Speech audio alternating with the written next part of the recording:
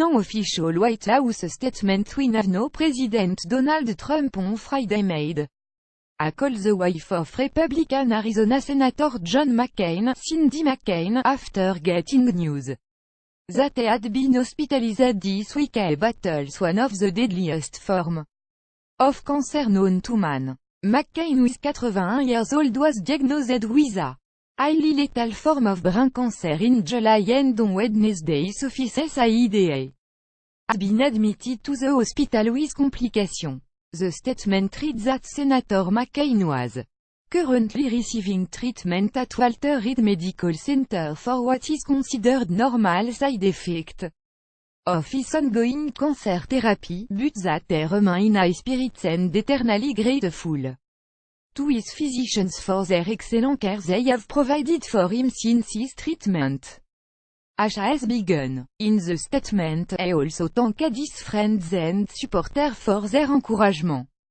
and good wishes and stated that the senator look forward to returning to work as soon as possible. McCain's Republican colleagues expressed high optimism that they will be able to make the vote on the tax overall next week since senators must be physically present on the Senate floor to cast a vote.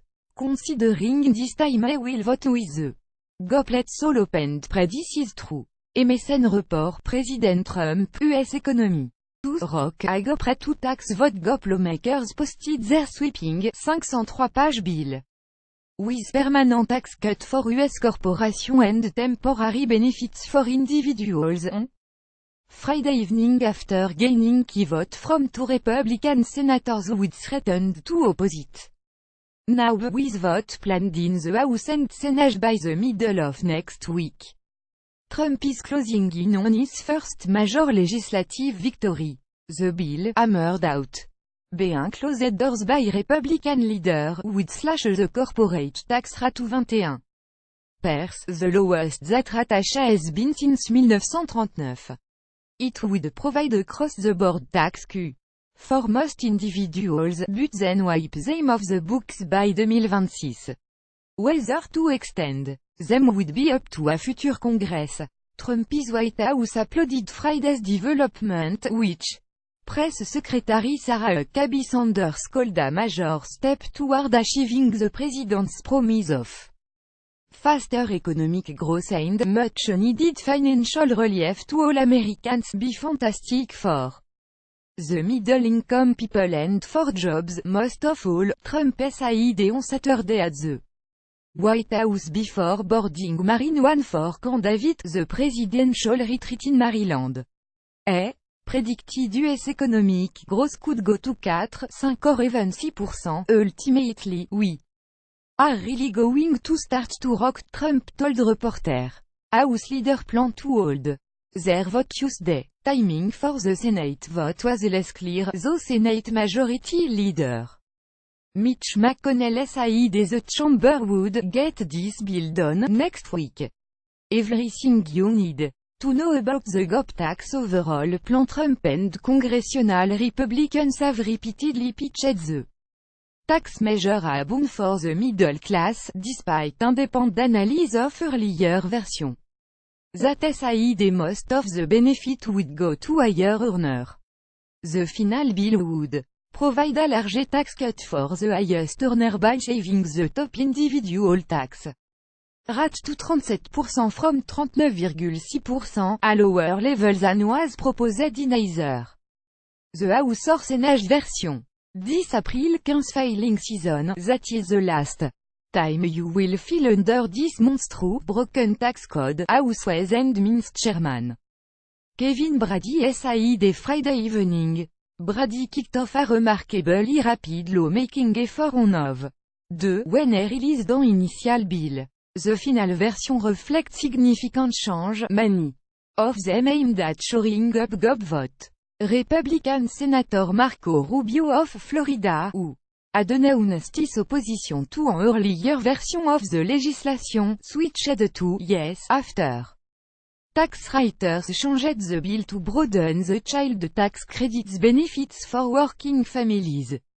Rubio said in a Twitter message that the change is a solid step toward broader Reform which are both pro-growth and pro-worker. Major wins. Senator Susan Collins, a main Republican, wasn't committed to supporting the final legislation, issued a news release saying secured major wins in it, including provisions that would temporarily broaden an individual deduction for medical expenses and broaden the type of state and local taxes that can be deducted below a $10 cap. Collins also seeks approval of separate legislation that would shore up individual health insurance markets where experts say premiums could rise because the tax bill would repeal the Obamacare individual mandate. The Congressional Budget Office has previously estimated that the change would lead to a many a 13 million fewer Americans having health coverage over a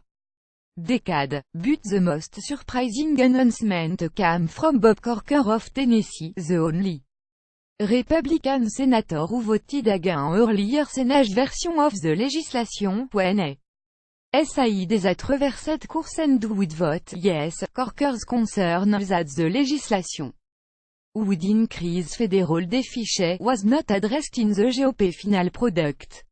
In fact, the Congressional Budget Office estimated on Friday that the legislation would increase deficit by $1,455 trillion over this year's, an amount that's slightly higher than the projection for the version Corker opposed earlier this month. Disappointing on deficit. This is a bad day to be a deficit talk, said Steve Ellis, Vice President of Taxpayers for Common Sense. While Senator Corker's decision is disappointing, the entire Republican conference should be against this deficit-financed tax cut. Ellis said. McConnell himself had cited deficit concerns earlier this year in discussing tax legislation. It will have to be revenue neutral, said in an interview with Bloomberg News. We have a $21 trillion debt, by changing his position. Corker, whose exchanged bitter remark with Trump over the president's personal style, cleared the way for the president's first real policy victory on Capitol Hill. Whether it will constitute a political victory remains to be seen. Public opinion polls have shown that earlier versions of the bill were unpopular, but Trump administration officials and GOP leaders predict the tax cut, once finalized, will gain favor in 2018, ahead of congressional election.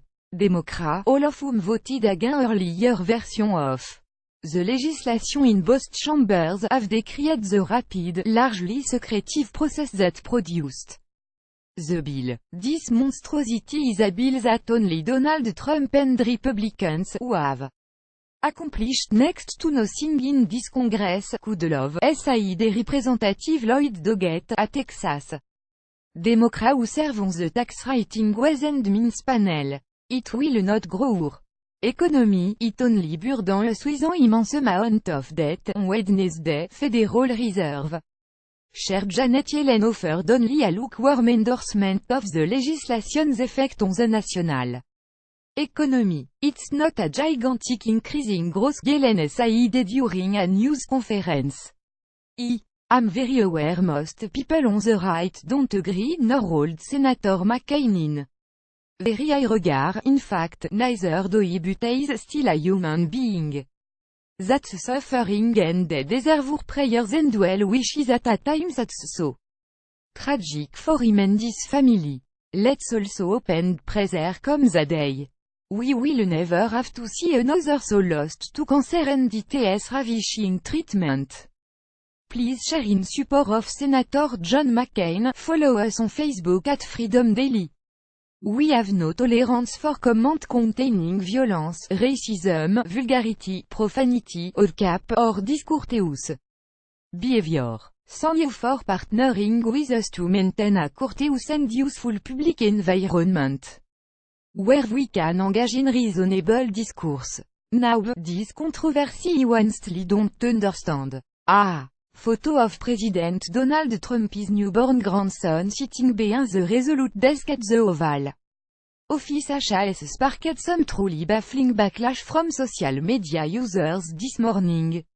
President Donald Trump's younger son Eric Trump took his newborn son, Luke Trump, for a visit to the White House earlier this week. While they were there sat the child down on the president's red leather chair behind the resolute desk in the Oval Office.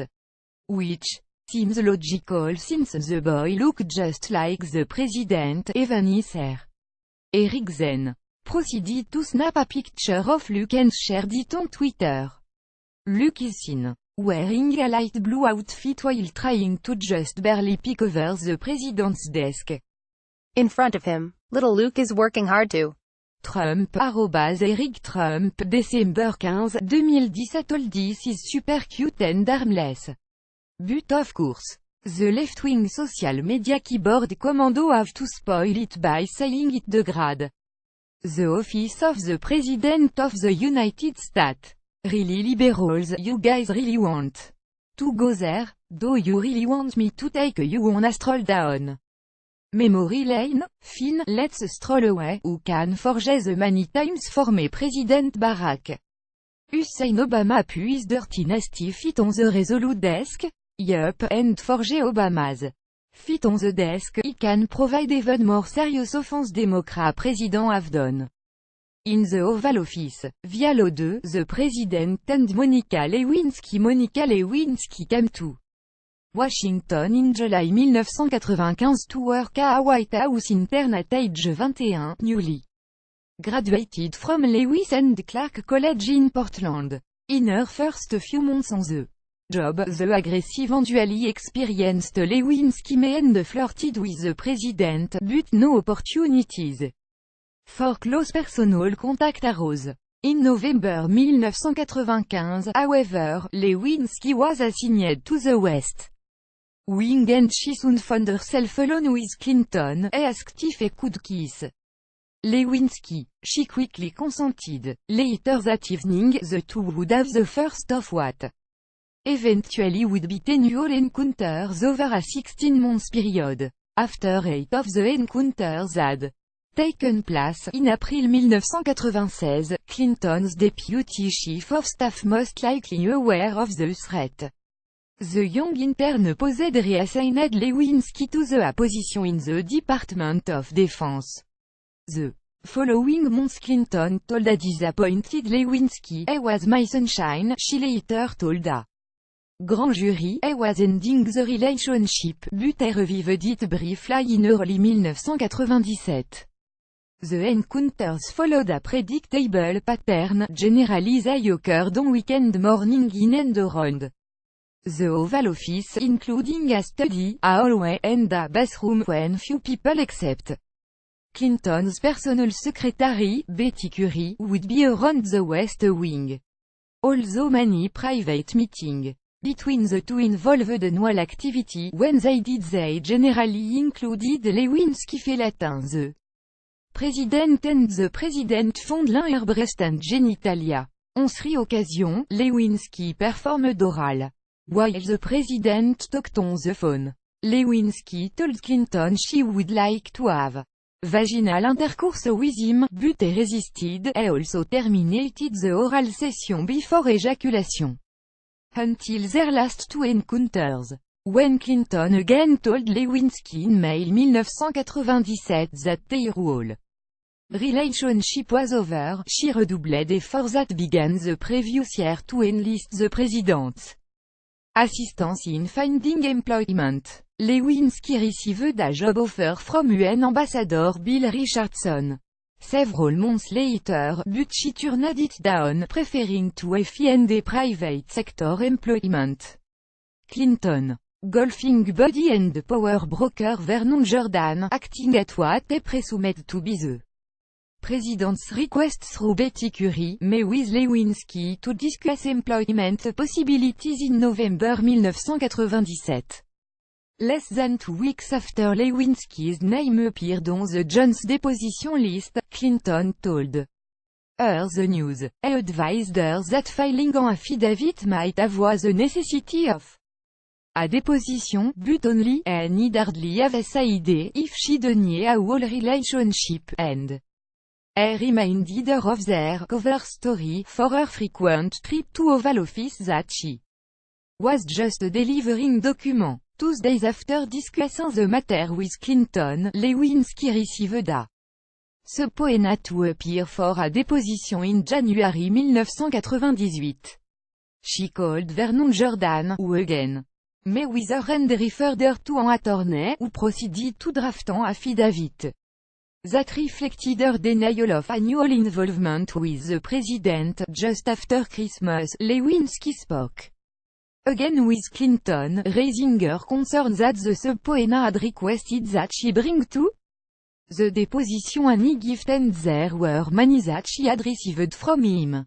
Although Clinton apparently informed Lewinsky that she was obligated to give the lawyers for Johnson any gift in her possession, a call came later that day from Curry, indicating that she understood Lewinsky had some item like to give her for safekeeping. Curry, in her testimony, disagreed with Lewinsky's version of events and claimed that the call about the present came from Lewinsky, not her. Curry drove to Lewinsky's home and carted away a box of Clinton gift and put them under her bed. In early January 1998, Lewinsky signed an affidavit with the intent of filing it for the Jones case, claiming the relationship with the president was non-sexual. The day after Lewinsky showed the affidavit to Vernon Jordan, Jordan made a call to Ronald Perelman, a friend and member of the board of directors of Revlon, encouraging him to hire Lewinsky. The job offer from Revlon came just 2 days later. Who can forge the 9 times former President Bill Clinton and Monica Lewinsky had oral in the Oval Office, on the RESOLUTE desk, so you see liberals, if you want to be outraged about a newborn child sitting on the president's desk, you are welcomed to be, but he would keep quiet if he were you, because if you want to go there, we have a many place to go. Please sheriff. You are sick and tired of the liberal double standard. So they could get away with it. Another one bit the dust, this time in the 9 thermostat circus.ri. Min 9 thermostat circuit, a prominent judge in the US appeal court has now been accused inappropriate sexual conduct or comment by a total of 9 women. The latest allegation against Judge Alex Kozinski of the 9 thermostat US Circuit Court of Appeal go back decade and include women who may met event, according to the Washington Post. The 67-year-old judge based out of Pasadena, California was appointed to the bench by former President Ronald Reagan in 1985. Serving the 9 thermostat circuit for 32 years. 7 of those years were served as chief judge from 2007 à 2014. A child of Romania immigrants that survived the Holocaust fleeing to America. Kozinski is an essayist and judicial commentator in addition to sitting the bench on the 9 thermostat US Circuit Court of Appeal with essay in publications such as Slate, The New Yorker, The New Republic, and National Review. He is known for his rare opinion and his clerks often win prestigious clerkship at the US Supreme Court. The Post reported that 6 former clerks and externs on the appeal court had accused Kozinski of subjecting them to inappropriate comment or exposing them to pornography, as well as for women who say touched or kissed them against their will. Retiré du US Court of Federal Client Judge Christine Miller has accused Kozinski of grabbing her breast during a car ride in 1986 after a legal community function in the Baltimore area. According to Miller, Kozinski got grabby and after she refused to go to a motel with him and have Miller stat aside if you won't sleep with me, he want to touch you, and then he reached over. And this was the most antiseptic, I grabbed each of my breast and squeezed them, Emily Murphy stat Kozinski on street to convincer and other clerks to walk out while naked after she mentioned that the court's gym appeared to regularly be used by employees. Another accusé is Leah Littman, a law professor at University of California, Irvine. Littman claims the judge spoke of just having had then punching her side well. Her leg while they were in a restaurant together the evening before they were to appear together on a judicial panel at her school in July. Yet a third lawyer not identified by name claimed Kozinski approached her at a 2008 legal event held in Los Angeles while she stood alone, and then proceeded to kiss her on the mouth and give her a tight hug with no warning or invitation. According to the Post, the woman's husband did confirm the incident question, however, they said nothing. Due to Kozinski's powerful position and they believe that nothing would be done because of it. Another accusé by the name of Heidi Bon a former law clerk from 2006 à 2007. SAID the judge showed her porn on multiple occasions, including pictures of naked college-aged students at a party and a flipbook which a woman's naked body appeared to be matched up to the corresponding boss. When asked why nothing was said at the time, she responded with, I mean, who would he tell? Who do you even tell? Who do you go to? Kozinski vehemently denies the allegation, issuing a statement through his attorney indicating I believed all of this was a misunderstanding based on his unusual sense of humor. And they deeply regretted that his unusual sense of humor caused offense or made anyone uncomfortable. He have been a judge for 35 years and during that time have had over 500 employees in my chambers. I treat all of my employees a family and work very closely with most of them. He would never intentionally do anything to offend anyone. And it is regrettable that a handful have been offended by something he may have said or done. Now a result of the allegations the 9 thermostat circuit HAS opened a misconduct inquiry, in a letter to Chief Justice Roberts, 9 thermostat circuit Chief Judge Sidney Thomas. SAID it is the practice of the appeal court to investigate published allegation of misconduct. As a result, the circuit initiated a formal inquiry, in an effort to ensure impartiality. Inasmuch as it can do so, Thomas asked the Chief Justice to transfer the complaint to another circuit so judges that do not sit with Kozinski would conduct the inquiry. On Friday, Roberts did just that by letter routing the misconduct inquiry to the Judicial Council of the Second U.S. Circuit Court of Appeal in New York, according to NPR. Since the Post's report last week, 2 other former clerks on the 9 thermostat circuit who did not work for Kozinski, including Slate columnist Dahlia Lithwick, have published accounts of their own encounters with the judge. The Washington Post reported Friday night that 9 more women say subjected them to all comment or other conduct, including for who say touched them inappropriately. One of Kozinski's current clerks, HAS resigned, a spokesman for the court told the Associated Press. This is not Kozinski's first time facing misconduct charges. In 2008, the Los Angeles Times reported on a publicly accessible website the judgment and full of fairly explicit photos and videos. Like this current misconduct inquiry, this one was also transferred to another court where Kozinski was subsequently admonished for exhibiting poor judgment in maintaining material that could prove embarrassment to the federal judiciary. This existence of this inquiry tend to lend credence to the women's claim of full impropriety on the part of Kozinski. Follow us on Facebook at Freedom Daily. Someday we'll understand why people who are known for their physical abilities or for pretending to be something they are not are given A platform to SPEW their stupidity in our society. Lindsey Vonn one knew. By name just a month ago other than for being Tiger Woods woman a couple of years ago, is now known as the infamous Olympic skier who recently suffered a minor back injury in Switzerland while preparing for the upcoming Winter Olympics in South Korea.